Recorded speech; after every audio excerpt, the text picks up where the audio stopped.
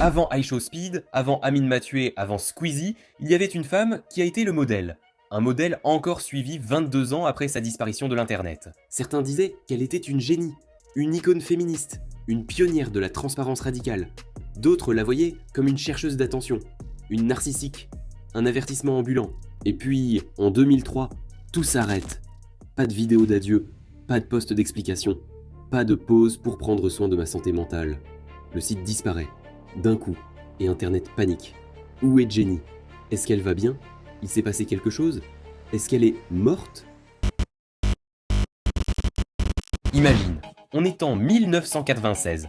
Il n'y a pas encore Google, pas de réseaux sociaux, ni Instagram, ni TikTok, ni YouTube. Aucun influenceur. Même le mot contenu n'existe pas dans ce contexte. Et au milieu de ce chaos flou, apparaît Jennifer Ringley.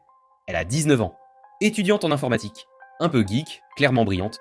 Elle ne cherche pas la célébrité, et un jour, elle a une idée. Et si je montrais simplement ma vie?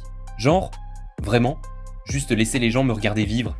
Alors elle installe une webcam rudimentaire dans sa chambre universitaire. Elle la branche à son ordinateur et configure le tout pour qu'une photo soit prise toutes les 15 minutes et mise en ligne automatiquement sur son site.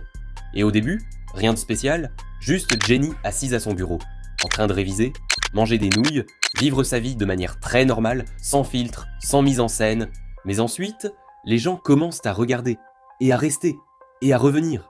Elle passe à une diffusion en continu, 24 heures sur 24. Elle emmène la caméra avec elle quand elle déménage, quand elle obtient son diplôme, quand elle commence à travailler, et soudain, son site, JennyCam, explose. Des centaines de milliers de vues, puis des millions. Et tu te demandes sûrement, mais pourquoi? Qu'est-ce que les gens regardaient? Tout! Ils la regardaient dormir, pleurer, câliner ses chats, traverser la pièce en serviette. Pas de scénario, pas de pause, juste l'existence, parfois ennuyeuse, parfois bouleversante, toujours authentique. Et l'internet, il était hypnotisé. Certains disaient qu'elle était une génie, une icône féministe, une pionnière de la transparence radicale.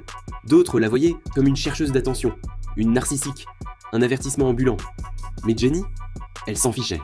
Elle ne gagnait pas d'argent avec ça. Pas de partenariat, pas de pub, pas de stratégie d'influence. Elle aimait juste l'idée d'être vue, de ne rien cacher, de vivre sans se planquer. Et le plus fou dans tout ça, elle ne coupait pas les moments difficiles, elle diffusait ses ruptures, sa dépression, une liaison avec un homme marié que tout l'internet a regardé se dérouler en direct.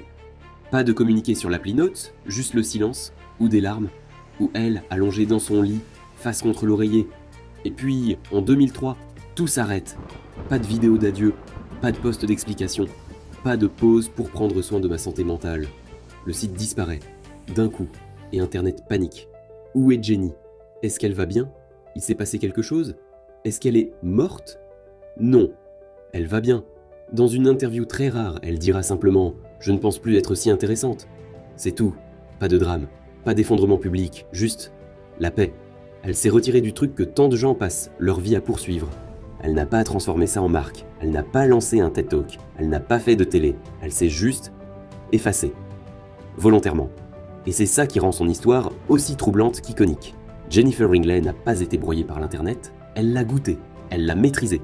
Et elle est partie avant qu'il ne puisse la dévorer. Avant que les relations parasociales ne deviennent un mot à la mode. Avant que l'algorithme décide de ta valeur.